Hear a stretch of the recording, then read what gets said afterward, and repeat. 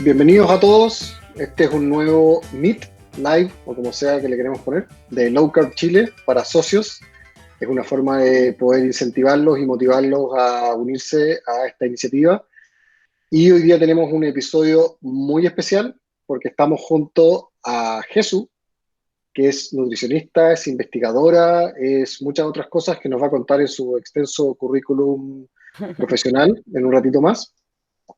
Y viene principalmente a plantear el tema relativo al coronavirus o COVID-19 y la relación con el desbalance metabólico, enfermedades metabólicas que se ha visto yo creo ya más que evidente en cuanto a que las personas que tienen problemas metabólicos son aquellos que al contagiarse tienen mucho mayor riesgo, incluso fallecimiento.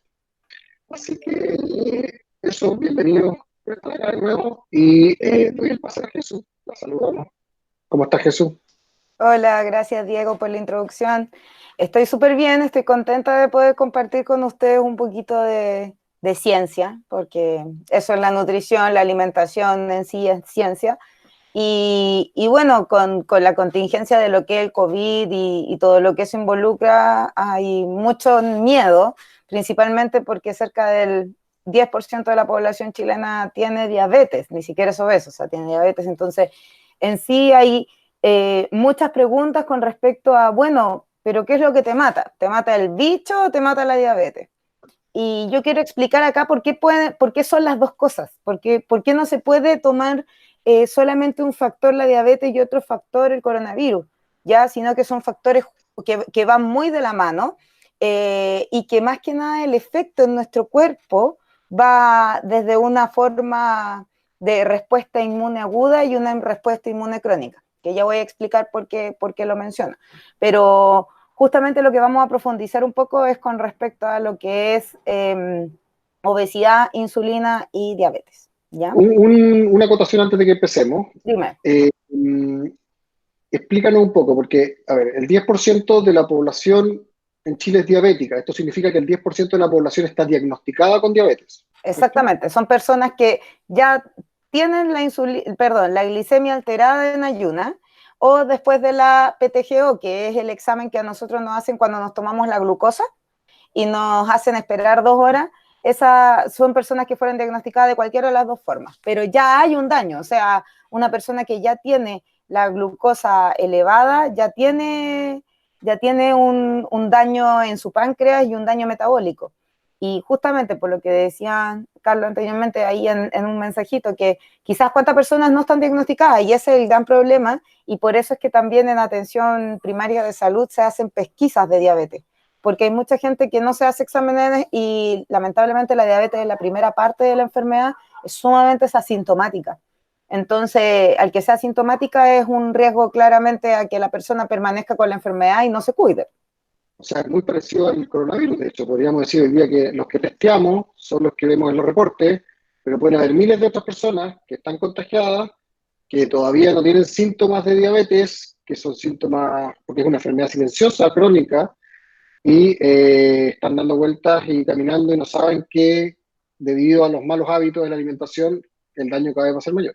Exactamente. Entonces, ahora lo que nosotros vamos a ver es cómo influye la alimentación y la obesidad de por sí, ¿ya? Porque nosotros creemos, bueno, pero si el problema es la alimentación, pero si me alimento bien y sigo estando con exceso de grasa corporal, debo estar más protegido. No es tan así, ¿ya? ¿Por qué? Porque lo que vamos a ver ahora es que la obesidad, o sea, el exceso de tejido adiposo, sí tiene un efecto en el sistema inmune por sí solo, ¿ya? Comamos mucho carbohidrato, si ya tenemos un exceso de tejido adiposo, ya hay un efecto inmunológico importante. Entonces, vamos a revisar punto por punto, desde lo menos grave hasta lo más grave, hasta llegar como a la conclusión de cómo nos puede afectar el COVID en esta alteración metabólica general.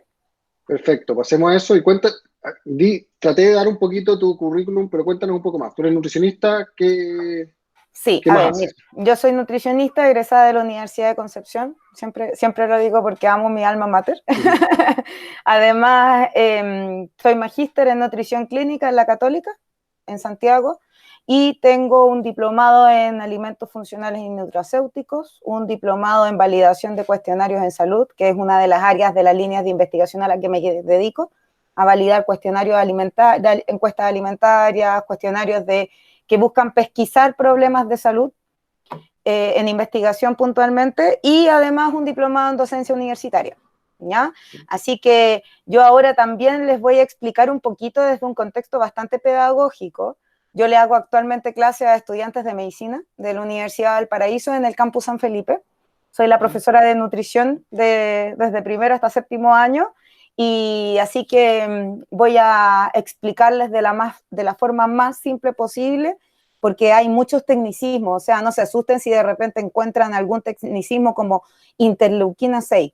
No importa, a mí lo que me importa es que ustedes aprendan la relación, porque los tecnicismos son temas más profundos, pero si ustedes entienden que esa palabra tiene una relación con el sistema inmune, yo ya me quedo feliz. Vamos. Ya, démosle entonces. Bueno, voy a compartirles entonces el PowerPoint que preparé para esta presentación justamente. Espérenme. No, espérenme un poquitito. Vamos a que lo compartí desde... Ahí sí. Ya, entonces, quise denominar este MIT como obesidad, insulina, diabetes y COVID. Son varias cosas, pero todas tienen bastante relación. Dame un segundo que acá tengo a las perrijas que se escuchan. Ahí sí. Ya, entonces, partimos hoy. En primer lugar, ¿qué vamos a hablar de esta sesión? Vamos a hacer una pequeña introducción con respecto al estado actual de la pandemia de la obesidad y el coronavirus, qué es el sistema inmune y su relación con las enfermedades crónicas, como las enfermedades cardiovasculares, tumorales, inflamatorias, a grandes rasgos, la obesidad que la provoca y su relación con la insulina, ¿qué es la insulina, su efecto en la acumulación de grasa, la resistencia a la insulina y cómo se relaciona con la inflamación, la diabetes por sí sola, que es la diabetes y la resistencia a la insulina con la diabetes, y el efecto COVID en la presencia de diabetes principalmente. Entonces, este es un mapa epidemiológico en el cual se más o menos dimensiona la proporcionalidad de la diabetes en Chile, ¿ya?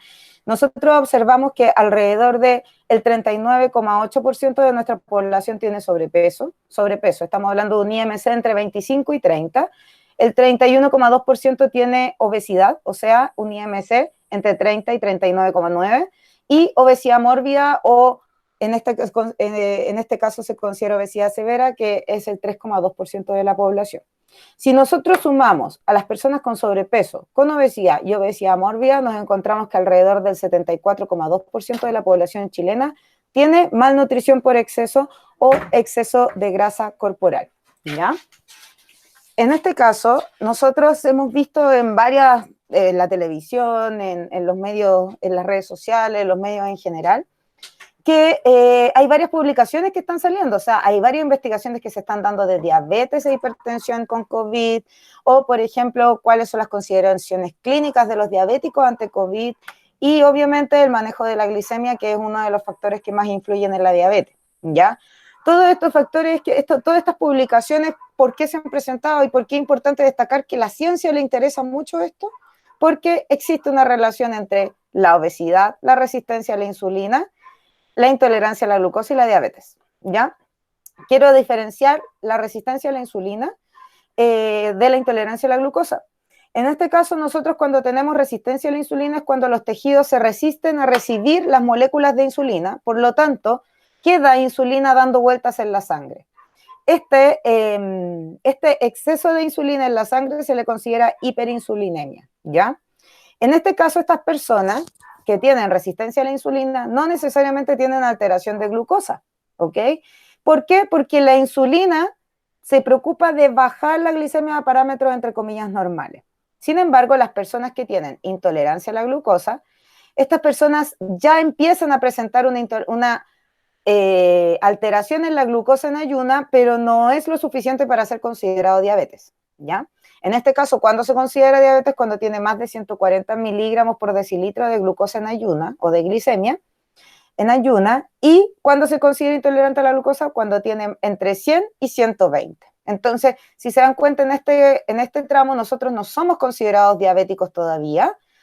Sí tenemos una resistencia a la insulina, que en este caso ya se podría decir que es un paso más previo a la diabetes. Sin embargo, ¿se puede presentar resistencia a la insulina e intolerancia a la glucosa? Sí, se pueden presentar ambas, ¿ya? De forma independiente o de forma conjunta. Y esos ambos términos son considerados prediabetes. La prediabetes como tal no existe, ¿ya? Porque los criterios diagnósticos de la diabetes son tan específicos que no existe como una prediabetes como término en ciencia. Pero lo que sí es que esto se considera en término clínico para poder explicarle a las personas que la prediabetes sí existe. Entonces, ¿por qué el COVID afecta principalmente a las personas con obesidad, diabetes mellito, enfermedades crónicas o inmunodeprimidas? Principalmente porque nosotros tenemos nuestro sistema inmune.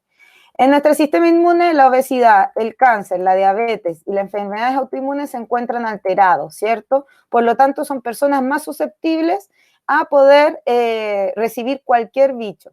En este caso, en el caso de las enfermedades autoinmunes, puso el uso crónico de corticoides porque en sí los corticoides ya generan una inmunosupresión, ¿ya? La gracia de los corticoides es que al bajar el sistema inmune, permite de alguna forma poder modular la exacerbación de otros compuestos que son dañinos en nuestro cuerpo para evitar como un estrés metabólico muy importante, ¿ya? Sin embargo, nos inmunodeprimen, por lo tanto, ya la enfermedad autoinmune más el uso crónico de corticoides se puede ser un agravante.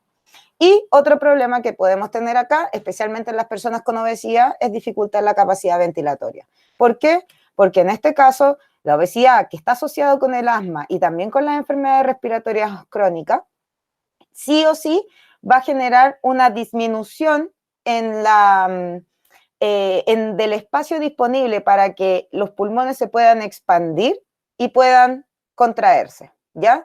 Mientras más niveles de obesidad son, mayor grasa tenemos acumulada en la cavidad torácica, por lo tanto, a los pulmones les va a costar más expandirse que en otro estado nutricional. Entonces, nosotros tenemos la inflamación crónica y nosotros además esta inflamación crónica, crónico significa que se mantiene en el tiempo, que es a lo largo del tiempo, está relacionada directamente con la aparición de algunas enfermedades como cáncer, artritis, obesidad, diabetes, alergias, asma, enfermedades inflamatorias intestinales, Alzheimer, lupus y resistencia a la insulina, entre otras, ¿ya? ¿Por qué menciono todas estas enfermedades? Porque hasta cierto punto todas estas enfermedades producen una inmunosupresión por lo mismo, porque tenemos esta inflamación crónica presente, pero además son enfermedades que no son excluyentes una a la otra. Si se dan cuenta, una persona puede tener resistencia a la insulina y puede tener obesidad, o puede tener lupus y a la vez el uso de corticoides le produce que le aparezcan más alergias. Entonces, cada uno de estos componentes son sumatorios entre sí a la inflamación crónica y afectan a estas por sí solos. Entonces, tenemos dos efectos, el sumatorio y el individual que tienen estas enfermedades. Ahora, ¿cuál es el sistema inmune que involucra? Involucra una respuesta inmune aguda, que en el caso puntual de este tema sería, por ejemplo, una influenza por H1N1 o el COVID, ¿ya? En este caso, ¿por qué son agudos? Porque normalmente proviene de un factor externo y este factor externo es el que nos activa el sistema inmune. Pero cuando tenemos un sistema inmune de respuesta crónica, cuando lo estimulamos permanentemente, o sea, diariamente o muy seguido, a través de factores externos medioambientales, como la mala alimentación, el tabaquismo, el consumo excesivo de alcohol, el uso de drogas ilícitas, excepto la cannabisativa, que está demostrado que es antiinflamatorio, por lo tanto puede ser un agente protector, pero puntualmente en general el consumo de drogas está asociado a como activar la respuesta inmune crónica. Y drogas incluye el alcohol, por si acaso. Y además tenemos los factores internos como el exceso de tejido adiposo, que finalmente es la grasa corporal, y el excesivo niveles de azúcar en la sangre, que puede ser la hiperglicemia. ¿Ya? Estos externos, si se dan cuenta, tienen directa relación con los factores externos, por lo tanto, son como factores internos porque responden a un metabolismo, pero no son exentos, al igual que lo anterior. Entonces, ¿qué pasa con el sistema inmune y la obesidad? En primer lugar, tenemos factores que predisponen al desarrollo de la obesidad. Tenemos factores genéticos, ¿cierto? En los cuales podemos tener una historia familiar con antecedentes de hiperfagia, comer en exceso, que esto puede ser ya sea por hábito de comer en exceso o porque simplemente hay una saciedad disminuida a nivel familiar, o también factores genéticos como la diabetes y la resistencia a la insulina, que sabemos que hay una predominancia genética. Si nuestros padres son diabéticos, nosotros tenemos una mayor predisposición de ser diabéticos.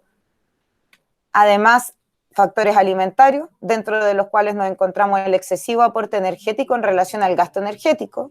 Se come más de lo que se quema, que esto se presenta muchísimo en el contexto de las personas que, de lo que nosotros sabemos el paradigma extinto, porque es el que los carbohidratos tenemos que consumirlos y hacer ejercicio para quemar los carbohidratos, ¿ya? Y si nosotros comemos más calorías, supuestamente vamos a subir de peso, pero en verdad nosotros ya sabemos que las calorías no importan tanto. Sin embargo, en la ciencia todavía existen estos como factores.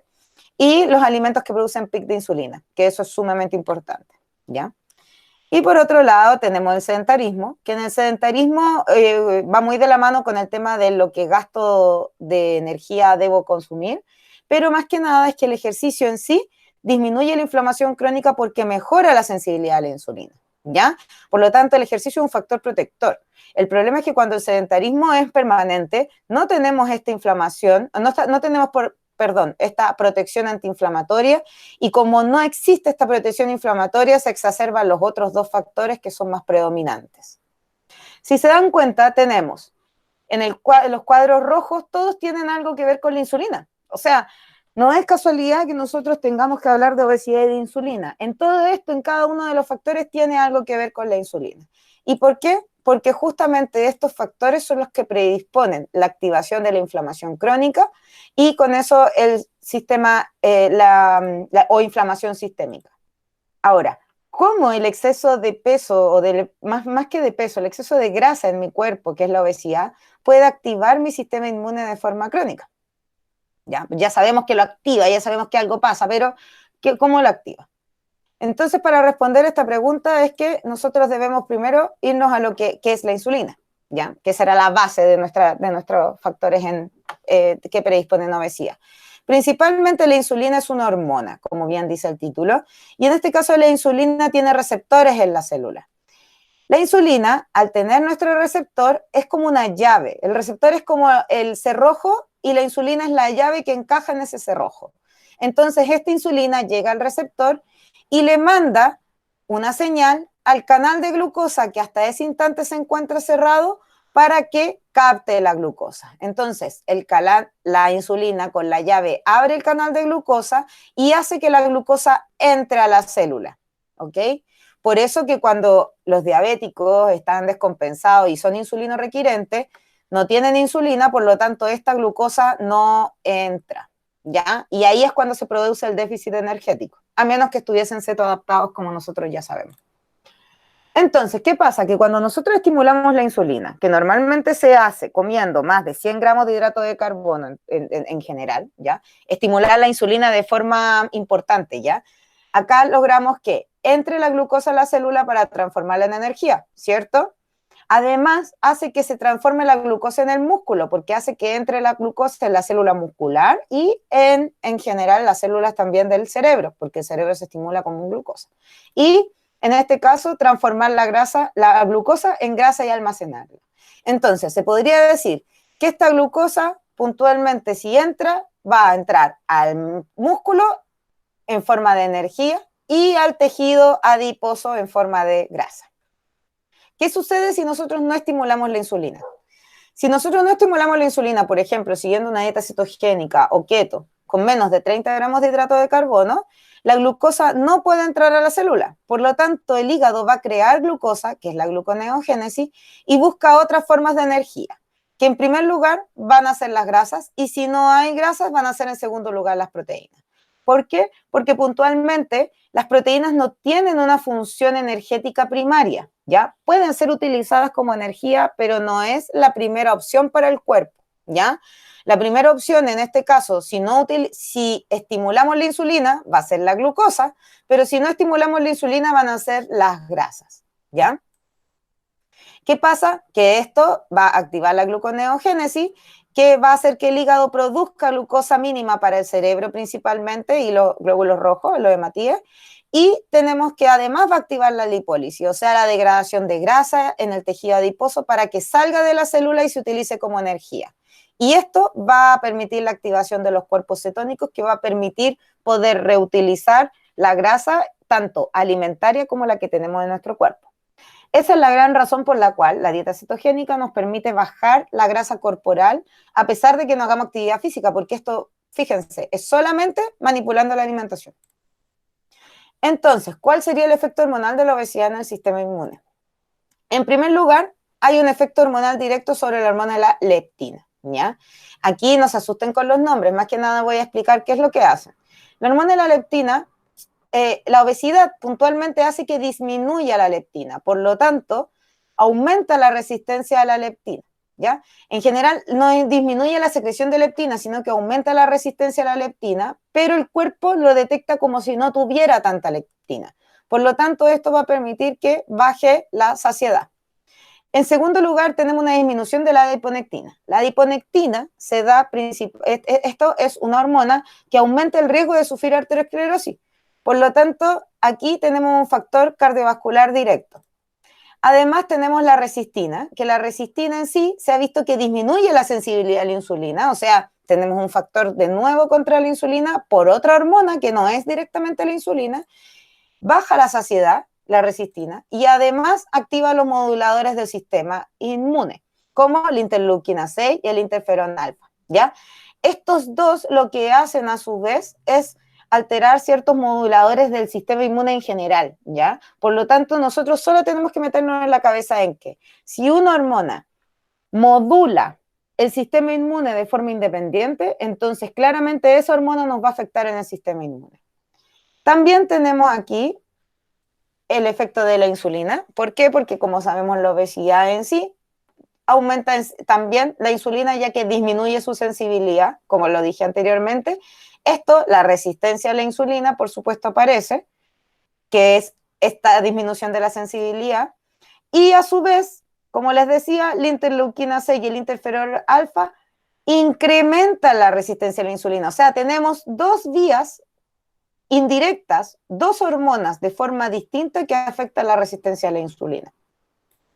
Esta resistencia a la insulina lo que va a provocar es que el cuerpo busque compensar la insulina que no logra captar, ¿ya? Porque el cuerpo no sabe, no dice, ok, estoy secretando mucha insulina, es peligroso, pero al cuerpo le importa más que entre la glucosa en la sangre, por lo tanto, va a secretar más insulina para que la glucosa logre entrar a la célula, ¿ya? ¿Esto qué va a provocar? Más insulina en la sangre, como les decía anteriormente, que es la llamada hiperinsulinemia. Esta hiperinsulinemia que va a provocar que lo que nosotros comamos lo transformemos más en tejido adiposo, por eso que a las personas con resistencia a la insulina les cuesta tanto bajar de peso, porque se genera este efecto compensatorio. Entonces, si ya tienen la insulina alta y se comen un cuarto de pan, que quizás es poco, igual ese pan va a estimular más insulina de la que ya tienen en la sangre y eso va a aumentar más todavía el tejido adiposo. Entonces, ¿cómo nosotros en este caso genera esta inflamación crónica de los tejidos? Porque hay un estrés de las células adiposas que se mantiene con la obesidad y con la resistencia a la insulina. En primer lugar, los factores inflamatorios directos que sabemos, el interleuquina 6 y el interferón alfa, activan directamente la respuesta crónica de los tejidos, junto con la resistencia a la insulina. Además, tenemos, si se dan cuenta, dos factores: baja saciedad por la disminución de la respuesta de la leptina y de la resistina, nos da hambre. Y este hambre hace que aumentemos el consumo de carbohidratos y a su vez generemos los picos de insulina, que era uno de los factores ambientales, ¿se acuerdan? De alimentario. Esta hambre hace que aumente más la insulina, porque aumentamos el consumo de carbohidratos. Si nosotros en una dieta keto, por ejemplo, estuviésemos con obesidad, quizá hubiésemos tenido toda esta serie de factores, pero hay un detalle, que si nosotros no comemos este aumento de carbohidratos, eliminábamos ya una vía inflamatoria, ya que sería esta línea roja. Y además, la insulina y la obesidad, como nosotros ya sabemos por todo lo que desprende acá abajo, ya genera estimula más todavía la inflamación crónica. Entonces, si se dan cuenta, tenemos 1, 2, 3, 4, 5, 6, 7 vías en las cuales, por el solo hecho de consumir carbohidratos, tenemos esta inflamación. Si nosotros no consumiéramos carbohidratos, por ejemplo, de esas 7 vías se reducen a 4, que no deja de ser menor. Entonces, ¿qué pasa? Que hasta cierto punto cualquier modificación que nosotros hagamos, especialmente a nivel de la alimentación, sí va a tener un efecto significativo, directo, en la inflamación crónica de nuestro cuerpo. Entonces, ¿qué pasa con la diabetes? Nosotros sabemos que la diabetes va muy vinculada a la obesidad, así que hay muchos factores que se repiten. En este caso, la obesidad, al igual que lo anterior, tenemos el factor de la resistencia a la insulina, ¿ya? Que es el factor predominante en la diabetes. Además, a nivel de alimentarios, el excesivo consumo de carbohidratos y el excesivo o frecuente consumo de alimentos que produzcan pic de la glicemia o insulina. ¿Y por qué digo esto? Porque si comemos mucho pan, tenemos un excesivo consumo de carbohidratos. Pero si nos comemos 1 o 2 cuadritos de chocolate, no amargo, con azúcar, ya de chocolate, todos los días, tenemos un consumo frecuente de estos alimentos y como nos producen un pic de glicemia y a su vez de insulina porque tiene carbohidratos, entonces se hace tan peligroso como comer varias veces pan al día, ¿ya? O simplemente gran cantidad de pan 2 veces al día, ¿ya? ¿Por qué? Porque el pic glicémico es el que va a alterar este equilibrio de la insulina con la glicemia. Y también tenemos acá, por supuesto, el sedentarismo, como había dicho. ¿Por qué? Porque el sedentarismo disminuye la sensibilidad a la insulina. Entonces, el azúcar que anda dando vuelta en la sangre, que es la glicemia, no puede ser utilizada de mejor forma, ya que nuestros músculos no son capaces de utilizarlo de mejor forma. Esto, a su vez, va a activar la inflamación crónica. Entonces, tenemos que, esta como caricatura yo la puse porque me parece bastante divertida, en que nosotros decimos, acá aparece asunto interno, se toma muy en serio esta investigación, dígame, ¿qué pasó entonces? Ya que este es como el asunto interno, es como el sistema inmune. Y dice, sus agentes se volvieron locos, mataron a todas mis células betas, a todas. Oh Dios, fue horrible. ¿Y por qué fue horrible? Porque finalmente acá el páncreas es el órgano encargado de producir insulina. Y el sistema inmune sí tiene un efecto en las células beta. Por eso que también hay enfermedades autoinmunes como la diabetes tipo 1, que es una enfermedad autoinmune y que tiene un efecto en las células beta. El tema es que nosotros a través de la diabetes tipo 2 también podemos dañar nuestro páncreas y las células. Este es un video, puntualmente, lo voy a silenciar, que de hecho lo subieron en Low Carb Chile, fue traducido por los chiquillos, por Tuto creo, muchas gracias, en el cual muestra cómo reacciona el cuerpo a una infección en forma normal, ¿ya? Se supone que acá tenemos una infección que en este caso es bacteriana, pero funciona igual como para explicar cómo la diabetes y la hiperglicemia influyen en el sistema inmune. Acá el virus puntualmente genera adherencia a la célula y esa adherencia es la que le permite entrar a la célula, ¿ya? Cuando entra a la célula, cuando migra dentro de la célula, aquí se van a producir una fagocitosis. Esto es una respuesta inmune normal, ¿ya? Esto es lo que debería pasar en nuestro cuerpo cuando no tenemos hiperglicemia. Sin embargo, la glucosa en la sangre evita que el sistema inmune reconozca directamente el virus, por lo tanto, el macrófago reconozca el virus, por lo tanto no entra a hacer la fagocitosis, ¿ya? Otra cosa que hace también es que el monocito, que es parte de nuestro sistema inmune, ¿ya? Hace que se adhiera, pero resulta que cuando ya el monocito logra entrar, o sea, después de haber pasado por toda la cascada de glucosa, este monocito se transforma en macrófago, se activa por la respuesta que mandó la infección y lo empieza a comer, ¿ya? Sin embargo, cuando tenemos hiperglicemia, impide que la señal química de lo que nos está atacando llegue al macrófago, que es el encargado de matar todo esto. Por lo tanto, disminuye la activación del macrófago y por lo tanto sigue proliferando, en este caso, el virus o en este caso la infección bacteriana, ¿ya? Eso es más que nada lo que sucede. Voy a dejar hasta acá el videito, no lo puedo cortar, pero eso es más que nada lo que sucede con la hiperglicemia. Entonces tenemos dos problemas ahí. La adherencia del macrófago para que pueda entrar a la célula y además inhibe la respuesta inmune del macrófago ante la agresión. Entonces, ya que sabemos qué es lo que pasa en la sangre de una persona diabética y en su sistema inmune, nosotros nos preguntamos cómo se asocia la diabetes con el COVID, ¿cierto? Ya sabemos, ya hablamos de diabetes, ya hablamos de sistema inmune, ahora vamos a ver el COVID. Algunos estudios, por ejemplo, han mostrado que ciertas prevalencias y que no son, y son bastante importantes, están asociadas con COVID, ¿ya? En estudios en China y en Corea del Sur, principalmente el COVID se ha asociado a hipertensión más que a diabetes, ¿ya? Y sin embargo, el 8% de la población en China se podrían imaginar que es una buena cantidad de personas que influyen en esto. Pero si se dan cuenta, hay estudios en Italia que si bien son pocos, pero es poco porque ahora se están generando todas las evidencias que se puedan observar en estas personas con COVID y además tienen menos tiempo infectados que en China. Así que por eso también hay menos investigación al respecto. Sin embargo, si se dan cuenta, hay un 36% de los muertos eran diabéticos, ¿ya? O sea, acá estos son los infectados, pero aquí el 36% de los muertos eran diabéticos y el 45% tenía, del total de contagiados tenía enfermedades cardiovasculares que incluye la diabetes. Entonces, acá nos estamos dando cuenta que hay un porcentaje de mortalidad mucho mayor, además de adquirir el virus y de manifestar o de contagiarse con él. Además de eso, en Estados Unidos actualmente se sacó una prevalencia que el 11% de la población era diabética, ¿ya? ¿Y por qué pongo esto? Porque el N es más o menos de 7.000 personas, que un N es súper importante, y la prevalencia de diabetes en Estados Unidos es bastante similar a la de Chile.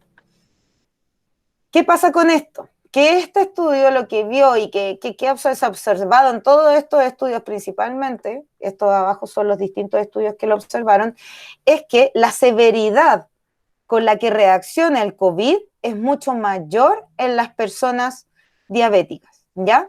Entonces, este grupo lo que ve es un total de personas diabéticas, ¿ya? Todos estos son pacientes con diabetes. Y las personas de las barras más oscuras, del gris oscuro, son diabéticas no severas y las barras grises son aquellos diabéticos severos, ¿ya? Y los diabéticos severos son normalmente los que presentan hiperglicemias muy aumentadas, porque una cosa es ser diabético y otra cosa es estar diabético y descompensado, ¿ya? En este caso, la severidad con que atacó el COVID a las personas con diabetes fue mucho mayor en aquellos que estaban descompensados. Entonces, en base a eso nos encontramos aquí que el COVID-19 que hace el SARS-CoV-2 es la respuesta en el cuerpo, ¿ya? El COVID es el virus y la respuesta inmunológica en el cuerpo se le denomina SARS-CoV-2, para que no les llame la atención si es que lo leen por ahí, ¿ya? Esto lo que hace es utilizar los receptores AC2. Los receptores AC2, para que ustedes sepan, se utilizan mucho en medicamentos, especialmente antihipertensivos. Por eso que hubo un momento en el cual se decía de que hay personas que consumen cierto tipo de antihipertensivos, como el enalapril, por ejemplo, en el cual podían tener mayor susceptibilidad al COVID, ¿ya? ¿Por qué pasaba esto? Porque este receptor es el que permite que el virus entre a la célula y puntualmente ¿a qué célula? A la célula alveolar, o sea, en nuestros pulmones. Cuando el COVID entra a la célula, el virus cambia el ADN de la célula, lo daña porque ya no es la misma célula y esto produce el daño alveolar que finalmente disminuye la capacidad ventilatoria, complicando absolutamente todo en lo que es la evolución del paciente, ¿ya? Por otro lado, tenemos la inflamación crónica, que ya sabemos que es la diabetes. Sin embargo, aquí en distintos estudios, y que también fue mencionado en este comentario del doctor Bernstein hace bastante poco, fue que la diabetes lo que hace es que incrementa la expresión del AC2, o sea, aumenta la expresión de los receptores que le permiten al COVID entrar a la célula, Además, incrementa la replicación viral. Es mucho más fácil para el virus replicarse en una persona con diabetes que en una persona sin diabetes. Además de esto, altera la respuesta de la célula T ante el virus. Las células T son células del sistema inmune, ¿ya? Son otro tipo de células, porque nosotros tenemos muchas células que interactúan con el sistema inmune. Y las células T, puntualmente, como que podrían contrarrestar la respuesta del COVID. Sin embargo, en la diabetes, como les mostré en el video anterior, altera la respuesta de estas células y evita que responda como corresponda ante el virus. Y además, incrementa la interleuquina 6, como por las razones que ya habíamos visto antes, agravando el sistema inmune crónico, ¿ya? Junto con eso, se ha visto que al ser expresados, estos receptores ACE se encuentran en el páncreas, ¿ya? Y son expresados en los islotes pancreáticos cuando alguien está con SARS-CoV-2.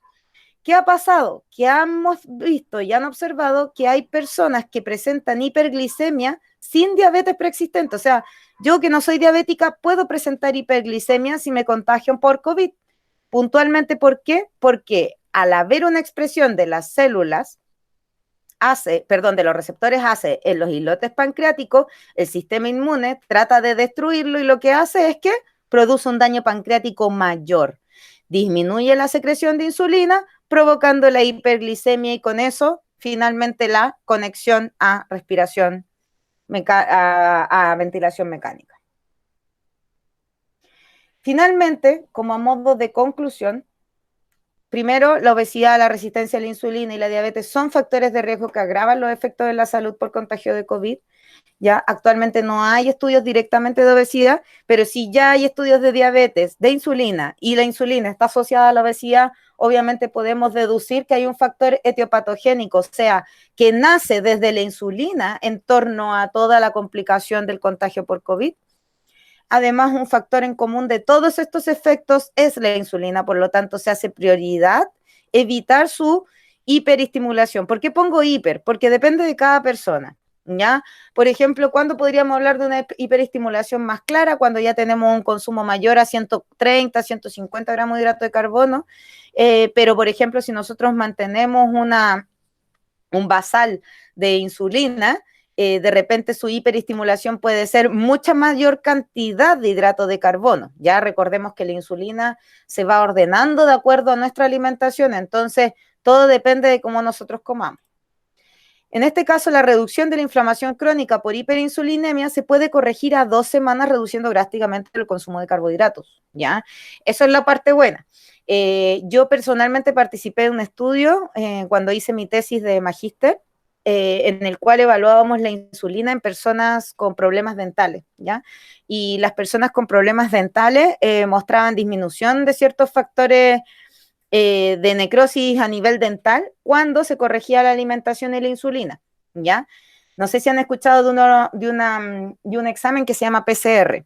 La PCR es un examen que permite medir la inflamación crónica, ¿ya? Y se ha observado que las personas cuando logran bajar su insulina durante 2 semanas, disminuye la PCR considerablemente. Por lo tanto, con eso podemos deducir que ya podemos tener una corrección importante en el sistema inmune si nos ponemos las pilas con la alimentación.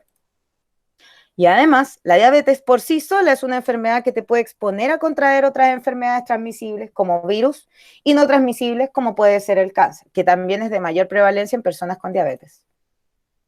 Por último, ninguna vacuna cura la hiperglicemia, ¿ya? Ninguna vacuna cura la hiperinsulinemia. Por lo tanto, mientras sigamos comiendo mal, nada nos asegura sobrevivir a COVID. Actualmente, lo más probable es que todos nos contagiemos. La gran diferencia de todo esto en nuestra salud va a ser cómo nuestro sistema inmune está preparado para poder afrontarse a este contagio. Y recordar que siempre es más difícil prevenir un contagio de un virus que no vemos que cuidar lo que comemos. Ahí me reiteré, pero es que cuidar lo que comemos. ¿Ok?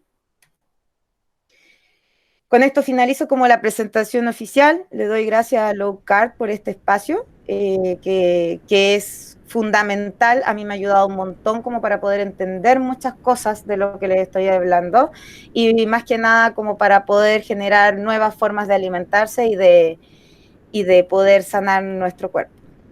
¿Ya? Muchas gracias. Muchísimas gracias a la Jesús, de verdad súper completa, muy completa, siguiendo todas las líneas para entender muy bien esto. Y empezamos con la sección de preguntas. Perfecto. Entonces, algunos si tienen consultas las pueden dejar escritas, o si alguien quiere hacer la consulta puede abrir su micrófono y participar.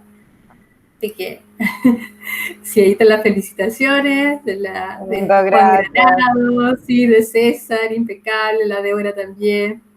Vladimir, tú, Vladi, tenías una consulta, no sé si quieres hacerla tú o la leo yo. Muy didáctica, buena información, de todas maneras. Para mí fue un desafío bastante grande explicar el sistema inmune, porque normalmente, bueno, yo que me dedico a la academia más que nada, se utilizan muchos tecnicismos, entonces tratar de mover esos tecnicismos a un lenguaje más básico era lo que más me importaba, y ojalá que les haya quedado claro el tema del sistema inmune en general. Mira, César tiene una pregunta, dale. Dígame. César, adelante. Hola Jesús, ¿cómo estás? Hola César. Primero felicitarte, tu exposición súper clara, concisa, precisa y súper clarita. No me quedó claro, Jesús, esa parte de que las personas que no siendo diabética puede tener una hiperglicemia y eso dañar el páncreas. Eso no me quedó bien claro. Ya. Por favor. Ya, te explico. Lo que pasa es que dentro de las investigaciones, te estoy hablando de un grupo de personas con COVID, ¿ya? Con la enfermedad, con SARS-CoV-2. En este caso, estas personas siguieron a todas las personas con COVID. Y hubo un grupo de personas que no eran diabéticas, ¿ya? Pero que en el seguimiento de la hospitalización, cuando lo estaban observando por la infección de COVID, observaron que estas personas empezaron a presentar hiperglicemias, a pesar de que no tenían ningún trastorno de insulina. ¿Ya? Entonces, ¿qué empezaron a averiguar? Empezaron a observar el páncreas de esa persona y se dieron cuenta que la infección del COVID, como se adhiere a los receptores AC2, ¿ya? Se dieron cuenta que en los receptores AC2, que también se encuentran en el páncreas, ¿ya? Fueron atacados por este bicho, por el COVID, ¿ya? Y el sistema inmune, para poder defenderse del COVID, ataca la célula pancreática. ¿Me explico? ¿Se entendió? Sí, se entiende. ¿Sí? Es como que la célula del páncreas, de alguna manera, se adheriera al COVID, pero el sistema inmune no es capaz de detectar solamente al bicho, sino que detecta la célula completa. Por lo tanto, al detectar la célula completa, ataca completamente a la célula. Al dañar la célula del páncreas, que son los islotes pancreáticos o los islotes de Langerhans, se daña la célula del páncreas, se elimina la producción de insulina por esas células pancreáticas y eso es lo que producía la hiperglicemia en las personas que no eran diabéticas. O sea, que más encima inyectarle glucosa para mantenerlo ahí, o sea, imagínate, ventilación mecánica, en coma inducido, la típica inyección de suero glicosado, perfectamente puede todavía descompensar más. De hecho, yo hoy día leía una publicación al respecto de que por favor tomaran en consideración el uso de glucosa en estos pacientes. O sea, ojalá no la incluyera. Y está dentro de un nuevo protocolo que salió entre ayer y hoy día en el manejo de pacientes que están con ventilación mecánica. O sea, está muy ligado a lo que tú estás informando. Aparte de eso, José, hay otro tema, que nosotros cuando tenemos problemas respiratorios crónicos, ¿ya? Sí. O tenemos una dificultad respiratoria muy importante, como es la que se exacerba con el COVID, ¿ya? Nuestros pulmones ya tienen una capacidad respiratoria disminuida. Sin embargo, el agregar carbohidratos a nuestra alimentación hace que empeore esa capacidad ventilatoria.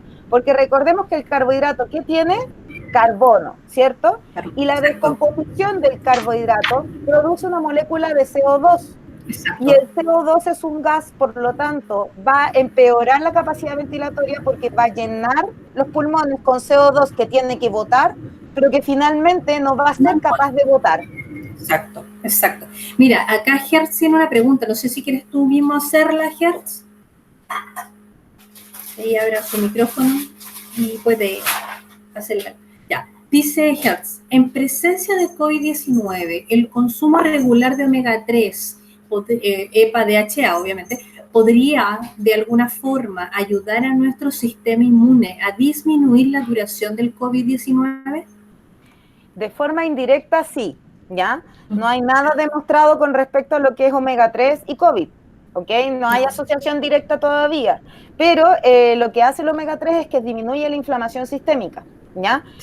Lo que hace, al disminuir la inflamación sistémica, es como si estuviera contrarrestando todas las flechas inflamatorias que yo les mostré, ¿ya?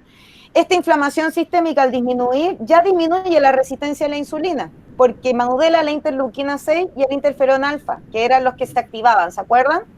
Entonces, ¿qué pasa? Que el omega 3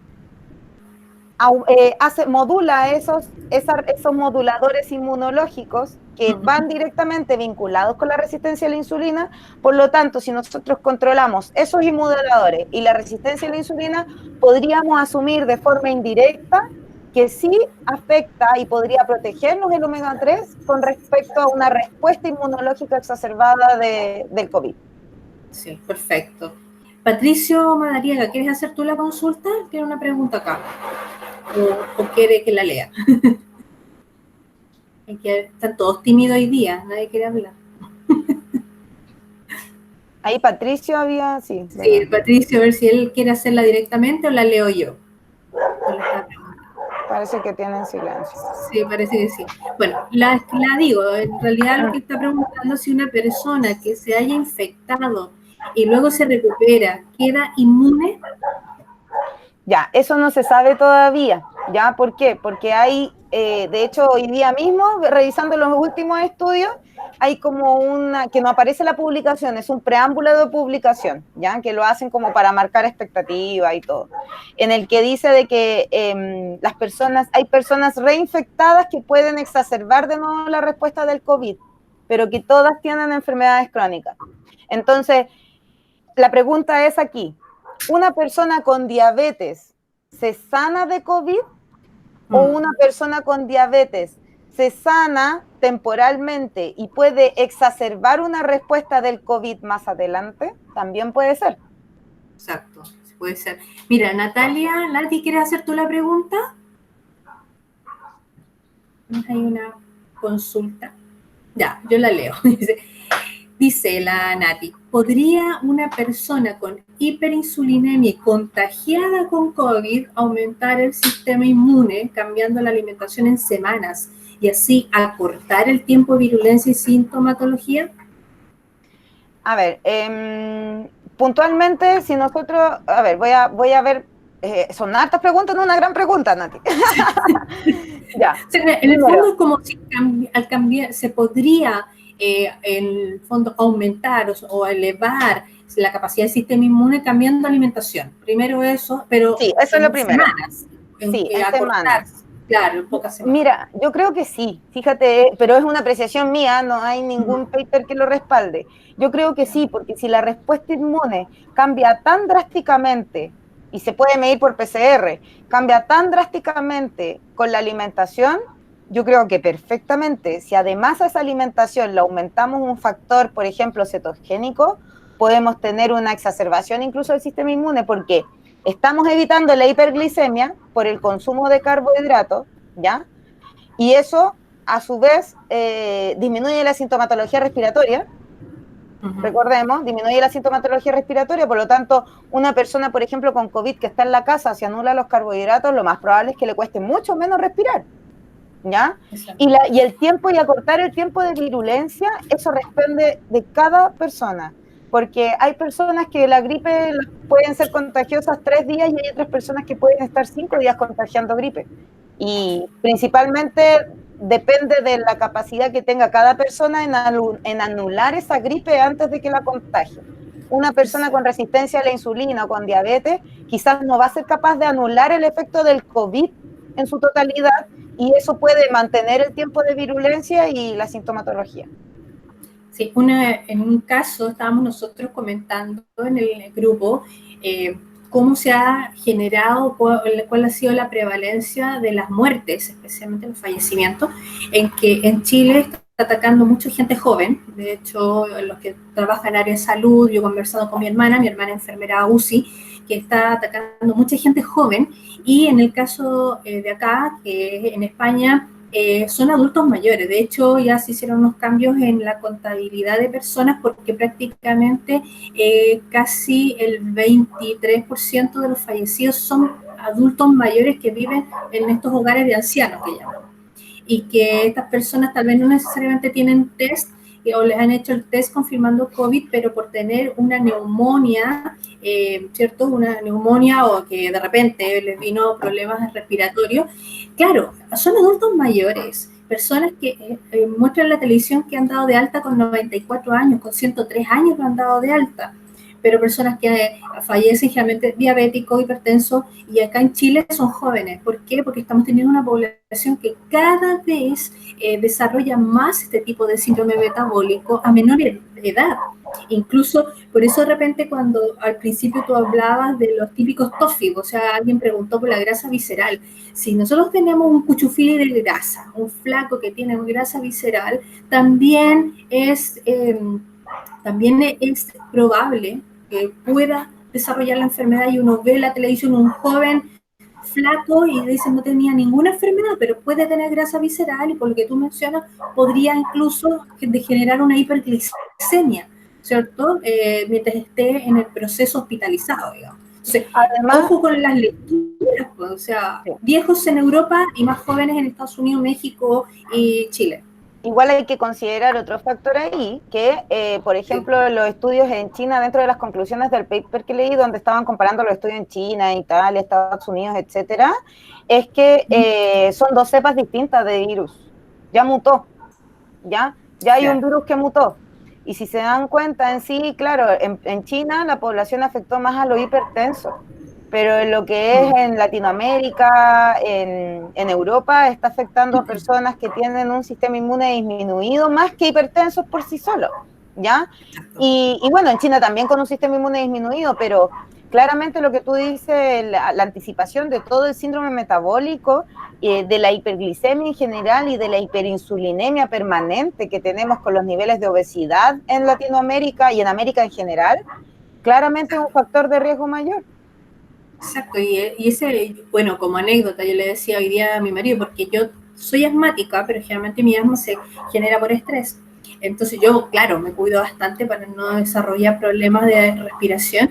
Entonces yo le decía hoy día, si llegara a caer yo con coronavirus, por favor que no me pongan suero glicosado, si no esa cuestión me manda, pero aparte de una hiperglicemia increíble, porque tengo mayor sensibilidad, por favor, que no me ponga, prefiero que me inyecten cetonas exógenas por último, pero nada más. Pero son cosas que, claro, uno lo aprende en medida de que sigue estudiando con estas cosas, ¿cierto? Mira, mutará buena persona. Sí, se va a volver buena persona. Sí, yo no creo. Yo creo que el azúcar en la sangre al COVID lo deja más eufórico y más hiperventilado que lo normal. Le encanta, así que por eso a cuidarse. Yo creo que es verdad, nos vamos a contagiar todos de COVID, sí. Cómo responda nuestro cuerpo va a ser ahí el desafío, y yo tengo confianza en que los que somos keto vamos a tener una respuesta, digamos, más positiva frente al virus, y que ojalá sea motivo de estudio en algún momento, sí, que es interesante. No sé si alguien más tiene preguntas por ahí, chicos, si quieren consultar. Cualquier duda. Aprovechen. La Cindy se reía, decía que se notaba que estábamos en cuarentena, todo en pijama y chascones. Porque nadie activa el video. O yo soy muy chascona, Cindy. Todo sin cámara para que nadie los vea. Sí, me agarró el pelo, dice. No sé, parece que no... inyección de MST, sí. Mira, Jazz está haciendo una pregunta. Dice, hola, soy Yasmín, Jazz, que es del grupo. Me gustaría saber si una persona que fuma es más propenso de contraer el COVID a pesar de que esté en keto y coma saludable. Ya, mira, más propenso de contraer el COVID puntualmente, a menos que comparta cigarro por gota, no lo hace más propenso directamente. Lo que sí es que es más propenso a que le afecte el COVID, ¿ya? El contagio puntualmente es casi universal. La única diferencia, o la gran diferencia, más que la única, es la gran diferencia es que esa persona, si tiene COVID, aunque sea keto y coma saludable, va a tener una respuesta respiratoria distinta. Exacto. Y como sugerencia, que nunca está de más, por favor, la gente que tenga que salir de su casa a trabajar, use mascarilla y al regreso, antes de darle beso a los hijos, saludar al perro, al gato, quien sea, primero se lava las manos, se lava los guantes, se lava las manos, se saca la mascarilla, se sacan los zapatos, déjenlo en un lugar y después si quiere puede saludar a sus familiares porque se ha visto mucho contagio, como foco de contagio dentro de acá de las familias, los centros de salud, así que si no tienen que ir a centros de salud, por favor, no vaya porque ahí pero mucha probabilidad de agarrarse un bicho, y también lo que son los hogares de ancianos, por lo menos acá, los hogares de ancianos. Mira, Claudia tiene una pregunta, Vladi también dijo que tenía una, pero no la leí. Dice Claudia, ¿qué reemplazo hay en los centros de salud para el suero glicosado? ¿Cuál sería una alternativa?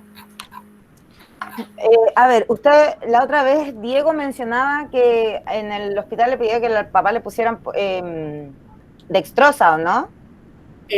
Le iban a colocar. Le iban a colocar dextrosa. Ya, a ver, es que depende de lo que se quiera, Claudita, porque la glucosa no es solamente como para meterle nutrientes a la persona. De hecho, el suero glucosado no busca entregar un aporte energético más allá de lo que se busque, más de lo que se quiera alimentar esa persona, ¿ya? Pero lo que sí es que puntualmente el suero glucosado se utiliza desde para estabilizar arritmias, ¿cachai? Entonces, lo que hay que tener más que claro es que dejar de antemano en el hospital que te digan directamente, o sea, decir, yo tengo una cetosis nutricional, no pueden darme glucosa por ningún motivo, evítenla, suero glucosado solamente, que no me voy a morir si no me dan glucosa, todo lo contrario. Que me tengan ayuno durante todo el proceso si es necesario. Sí. Ya. Vladimir va a escribir por mientras su pregunta. Patricio tiene otra. Yo tengo una consulta. Si la presentación la pueden compartir en PDF para mostrar a la familia, tu presentación. Sí, se puede compartirla, no hay problema. Perfecto, la vamos a dejar en el grupo de socios. Claudia dice, ¿legalmente pueden inyectarte suero glicosado? O sea, ¿obligar a inyectarte suero glicosado? Si estás en estado crítico, sí.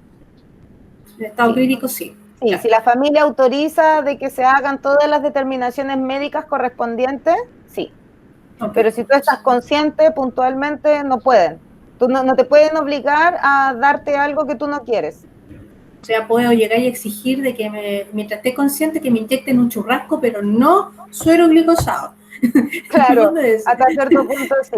Si es por alimentación puntualmente y si uno no puede consumir alimentos, se le puede inyectar nutrición enteral a la persona, pero eso es ya cuando está en UCI, en UTI, en un estado crítico. Ya normalmente lo siguen alimentando con nutrición enteral. Parenteral, perdón, por vía venosa.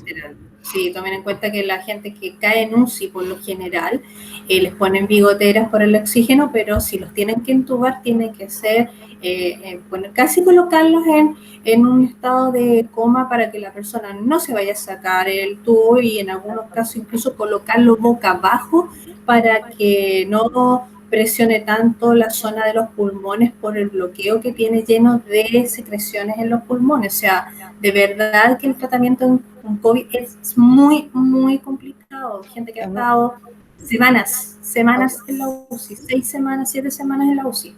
Exactamente. No hay que tomárselo como una gripe, ¿ya? No. Nada. Por favor, porque hay mucha gente... La gripe no destruye el páncreas. El COVID podría hacerlo. Y eso es mucho más grave que recuperarse de una gripe. Hay más consultas. Vladi dijo que quería hacer una, pero que el micrófono como que no se escucha. Vladi, por ahí estás. Ahí está, listo. Ya, dice, Claro, Claudio dice, en mi caso, primero voy a leer lo que menciona Claudia. En mi caso, que soy diabética, controlada con alimentación, es súper grave que me den ese suero. Hasta cierto punto sí, pues, porque te aumentan la hiperglicemia, pues. Si tú no tienes hiperglicemia, no debe, a ver, ¿por qué te dan ese suero puntualmente? Como para darte un basal y mejorar la osmolaridad del suero, ¿ya? Uh-huh. Sin embargo, te pueden dar un suero sin glucosa, solamente con los electrolitos, ¿ya? No hay ningún problema. Y tú puedes pedir que no te pongan glucosa en ese suero, ¿ya? O sea, es grave en el contexto en que te va a generar hiperglicemia sí o sí, ¿ya? Pero hay personas, ¿y por qué le ponen estos sueros a los diabéticos en el hospital?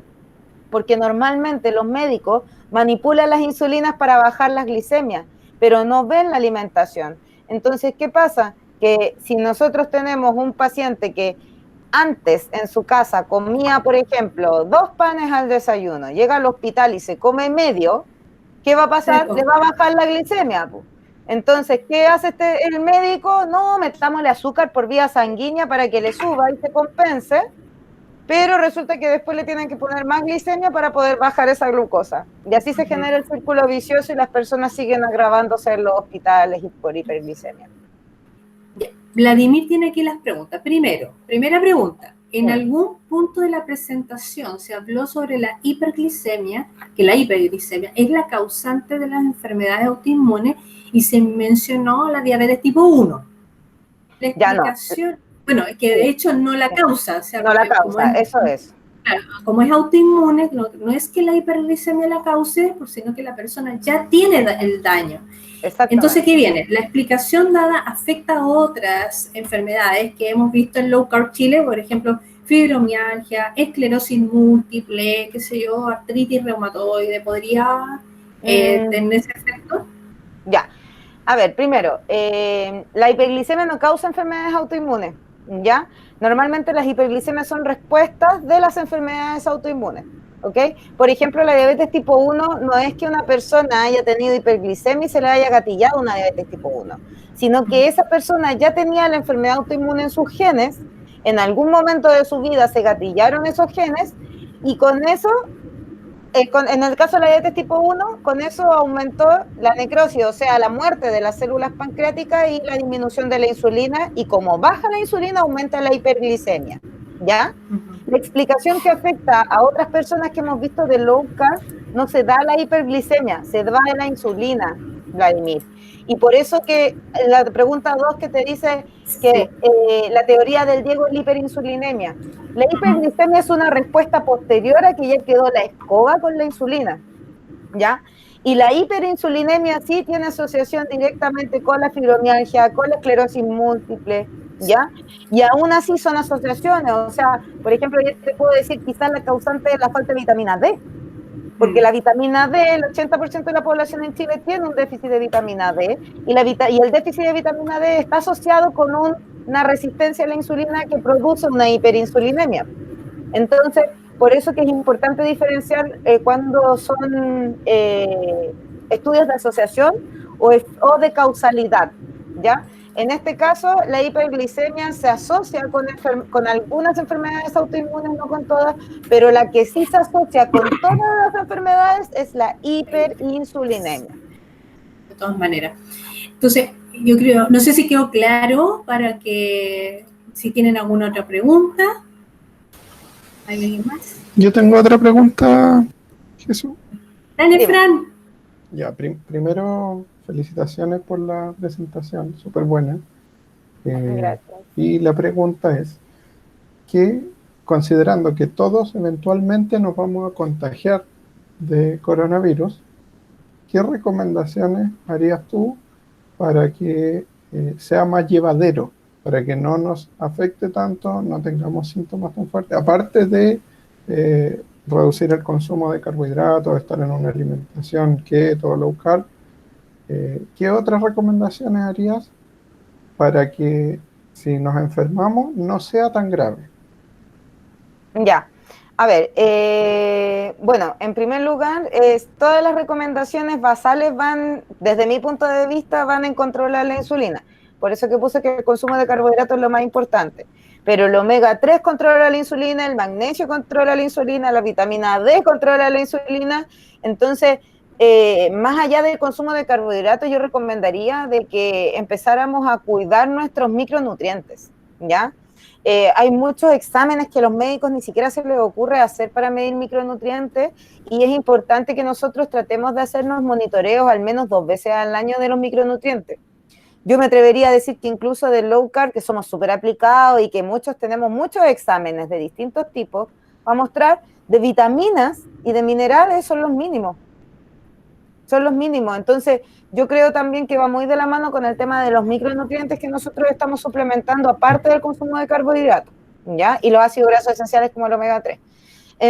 Otra como consejo que yo puedo hacer puntualmente es aumentar la actividad física, ¿ya? La actividad física tiene una relación directa en el sistema inmune, no solamente porque aumenta la sensibilidad a la insulina y con eso baja la insulina en la sangre, sino que además activa otros moduladores inmunológicos, y por eso que los deportistas en general se enferman tan poco, ¿ya? Siendo que consumen harto carbohidratos, y no solo porque los carbohidratos lo queman, sino porque también la actividad física de por sí refuerza el sistema inmune. Entonces es súper importante que nosotros podamos hacer algo de actividad física, y con esto no hablo de gran tipo de actividad física. El sistema inmune está modulado principalmente por la activación muscular, por lo tanto que nosotros elonguemos o que hagamos contracciones musculares frecuentes pero cortas, por ejemplo, un par de abdominales, pero todos los días, pero poquito, ya va a ser un refuerzo para el sistema inmune. Ningún problema. No sé si hay más consultas, chicos, más preguntas por ahí. Yo, más que consulta, Jesús, gracias José por el pase. Dale. Si se sabe que son las enfermedades crónicas y las enfermedades base que le hacen la mala pega a este COVID-19, ¿por qué entonces la prensa o el Ministerio de Salud acá en Chile, por qué le da tanto auge al virus, al COVID, y no a la enfermedad crónica? Y le dan un poder de letalidad al virus, y todo está enfocado al virus. Guante, alcohol gel, distanciamiento social, estos túneles que te echan a cuestión y que te dejan poco menos, ¿cierto?, limpiecito, pero todavía no somos capaces de ver una recomendación de la OMS, si se quiere, eso replica en todos los países, de, ¿sabe qué? Cambie su alimentación, porque ahí está el verdadero problema. Usted, como ya lo vimos recién, todo tiene una gran preponderancia el sistema de alimentación, porque nosotros, como estamos, nos contagiamos, sabemos que podemos ser asintomáticos o quizás tener por ahí un romaíz un par de días y sería.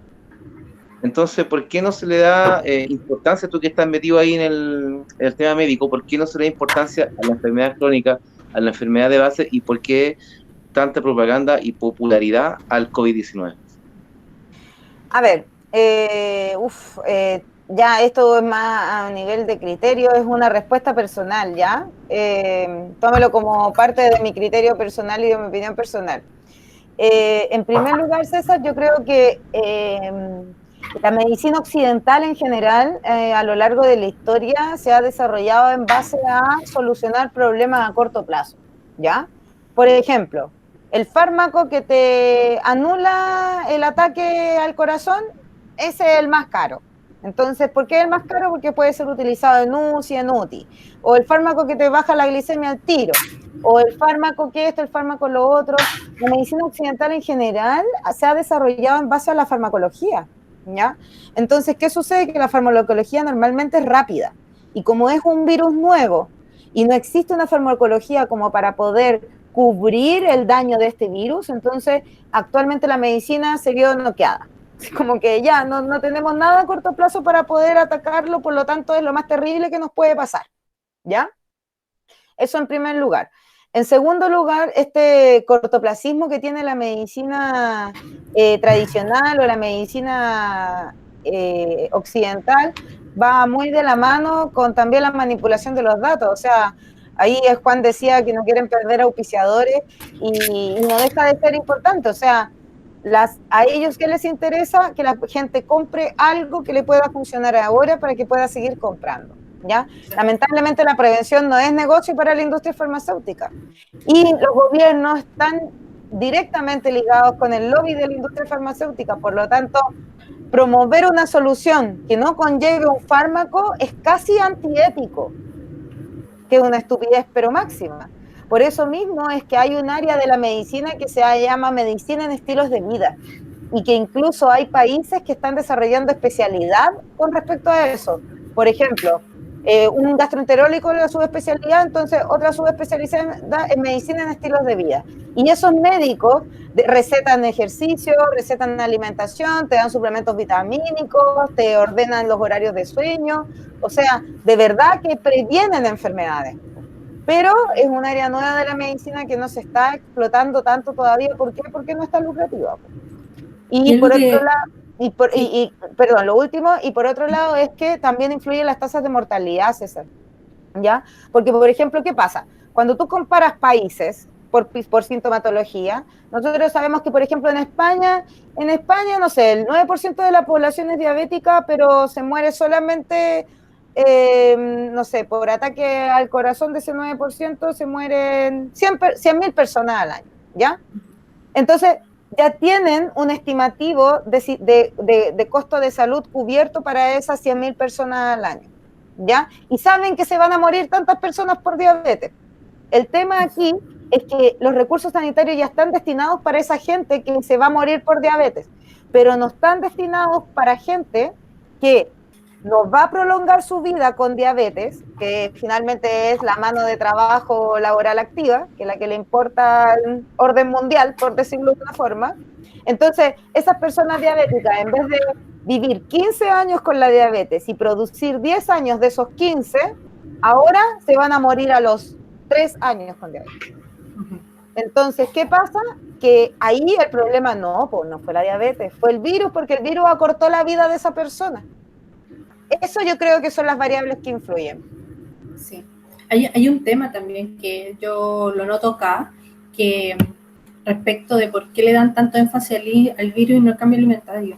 Si tú piensas, César, y todos los que están escuchando, ¿cuánto demora una persona solamente en adaptarse? Entonces, por ejemplo, si nosotros pusiéramos directrices de cambio de alimentación a una persona para que evitara el virus, y ya está contagiada, en 15 días desarrolla síntomas, porque ya era una persona, imagínate, yo me estoy imaginando este cuadro, paciente diabético tipo 2 que se inyecta insulina, que pesa 160 kilos, más encima hipertenso, y yo le cambio hoy la alimentación, y más encima hoy día le dijeron que tiene coronavirus, tiene el virus, aunque todavía no desarrolla síntomas.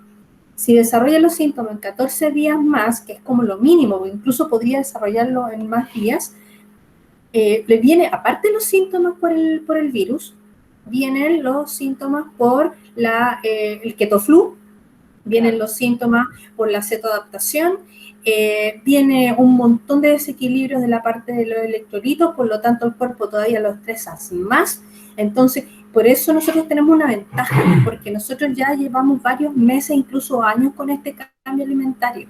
No vamos a sufrir ese tipo de cambios, pero una persona que no está cetoadaptada, tal vez hacerle un cambio ahora va a ser más negativo a su organismo para responder de una buena forma hacia el virus. Entonces, la distancia social, el uso de guantes, el uso de mascarilla, también va por el lado de no saturar los sistemas sanitarios. Ya a mí me contaron que hay una clínica en el barrio Alto Santiago donde las camas UCI están todas copadas con pacientes con COVID, todas, ¿ya? Y ya los médicos le están pidiendo los nombres de cuáles son sus enfermeros y médicos UCI, porque si en una región necesitan médicos, van a tener que agarrar de una región y llevárselos a la otra, a ese nivel, y estas cosas no se informan, ya no hay una transparencia. Entonces, por eso yo lo veo acá, cómo lo están enfrentando. De hecho, hospitales de campaña que ya están cerrando alas, porque ya se está recuperando gente, y es para no saturar, porque piensa, 500 muertos diarios por coronavirus es una cantidad que no te aguanta ninguna región, nada. Entonces, por eso yo creo de que sí va a haber mucha investigación de por medio. Yo tengo convencimiento que sí puede haber un cambio en la alimentación para que se ayude a disminuir, pero no creo que lleguemos al caso de low carb con 50 gramos, incluso los 100 que mencionaba, por el tema del negocio. Aquí, mientras las universidades y el Estado no ponga recursos para la investigación de vacunas y de todo esto, la cuestión no va a cambiar.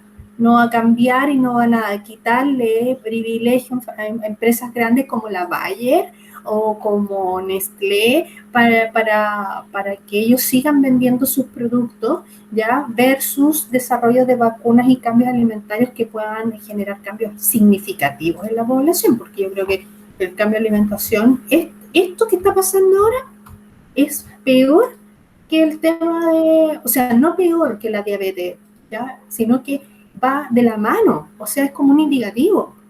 Si tienes diabetes, eres de alto riesgo. Exacto. Sí. Ese es el tema. Imagínate, todos los diabéticos del mundo se enfermaran de coronavirus y todos desarrollaran síntomas, te encargo cómo se saturarían los sistemas sanitarios de cualquier país. Sí, claro. Así es. Claro. Así que yo creo que va como por ese lado. Bueno, chicos, ya yo creo que ya estamos más que en el tiempo, porque empezamos un poquito más tarde, esperando que se conectaran todos. Así que si quieren abrir su micrófono y darle un aplauso a la Jesús, porque de verdad estuvo súper bien, así que ya doy permiso. Bravo. Gracias, Jesús. Gracias a ustedes, gracias a ustedes. Muchísimas gracias por participar, gracias por sus preguntas como siempre y los esperamos para el próximo sábado. Vamos a dejar toda la información ahí para que la tengan ustedes en conexión en el chat de los socios. Así es. Que tengan muy buena noche. Un abrazo. Acostarse, José, que estén bien. Chao, chicos. Estamos hablando, chao. Chao, gracias. Fuerte.